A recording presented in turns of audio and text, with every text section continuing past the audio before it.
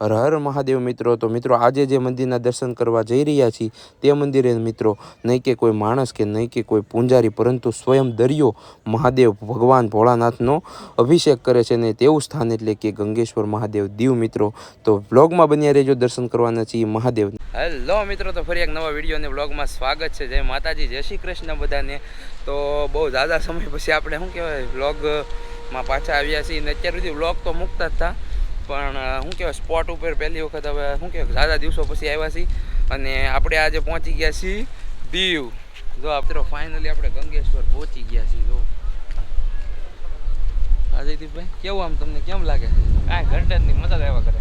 હે બહુ મજા આવે એવું।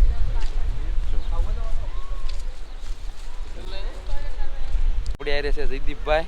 જયદીપભાઈ કેવો નજારો લાગે છે દીવનો તમને? ઘટે જ નહીં, આમ દેખાડો ખાલી। અને આપણે હાલ પહોંચી ગયા છે દીવની અંદર ગંગેશ્વર મહાદેવ મિત્રો।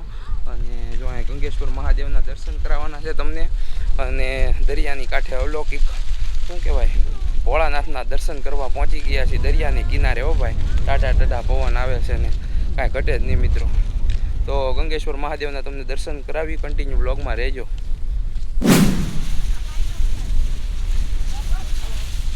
મિત્રો કાંઈક અંદર જવાનું મિત્રો, મંદિરની અંદર જવાનું આવી રીતના કંઈક પગથિયા છે અને ભોળાનાથ મહાદેવનો ઇતિહાસ તમને પણ જે પણ આપણને ખબર હશે એ તમને કહેતો રહીશ। મહાદેવ 5 શિવલિંગ આખું મૂકી દઉં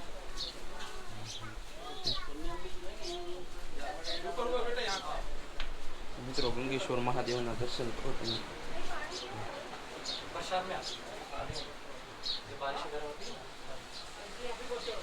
મિત્રો દરિયો છે અને ડાયરેક્ટ દરિયાનું પાણી 5 શિવલિંગનો અભિષેક કરે છે।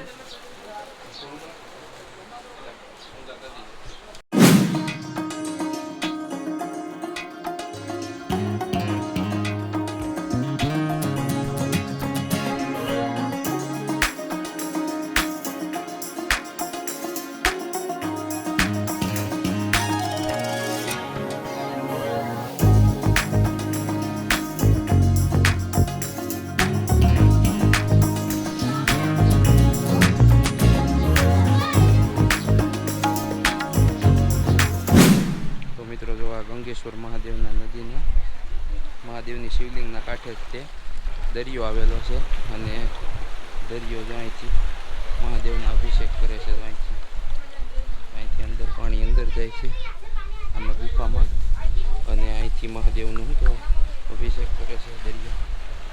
તો હવે હું ને જયદીપભાઈ થોડો ઘણો શું કહેવાય લોકેશન સારું છે તો ફોટોશૂટ કરી લઈએ। કા જયદીપભાઈ થોડાક ફોટા પાડી લઈ। હું ને જયદીપભાઈ જોઈ અત્યારે ભાઈ ફોનમાં ગોઠવે છે, સેટિંગ કરે છે બધું। અને જો નજારો છે જોવાલાયક, તો હજી કન્ટિન્યુ રહેજો બ્લોગમાં। આપણે શું કહેવાય દીવની અંદર જે જે જોવાલાયક સ્થળો છે તમને તમામ સ્થળો ને શું કહેવાય એક્સપ્લોર કરવાના છીએ। અને જયદીપભાઈ અમે ઠેલો લેવા ગયા છીએ। અને મિત્રો તમે જે મહાદેવના દર્શન કર્યા તે ખૂબ જ શું કહેવાય ભાગ્યશાળી હોય એના જ દર્શન થાય મહાદેવના મિત્રો। તો 5 શિવલિંગનો અભિષેક કરે છે આ દરિયો, અને 5 શિવલિંગને અત્યારે તો પાણી નથી જતું, પછી પાણી વહી જાય અહીંથી વહી જાય। જો અહીંથી બીજી તરફથી જવાનું છે ઉપર, તો તમને આખું શું કહેવાય મંદિરની ચારે તરફનો નજારો દેખાડું।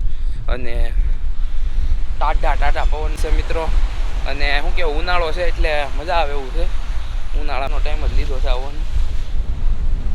ઉપર આવી ગયા છે જો અહીંથી આવે છે, ચંપલ પહેરવા જ આવે છે ધગેશ દરિયો છે સારી। અહીંથી અમારે જવાનું છે ત્યાં, કન્ટિન્યુ રહેજો બ્લોગમાં। આ ભાગ ખૂબ લાંબો થઈ જાય એટલે વિડીયો અહીંયા સુધી જ છે, અને પાર્ટ 2માં તમને બતાવી દીવમાં કયું લોકેશન બીજું આપણે લીધું છે। તો વિડીયોમાં કન્ટિન્યુ રહેજો, ચેનલને કરી દેજો સબસ્ક્રાઈબ। મળીએ છીએ આગળના ભાગમાં।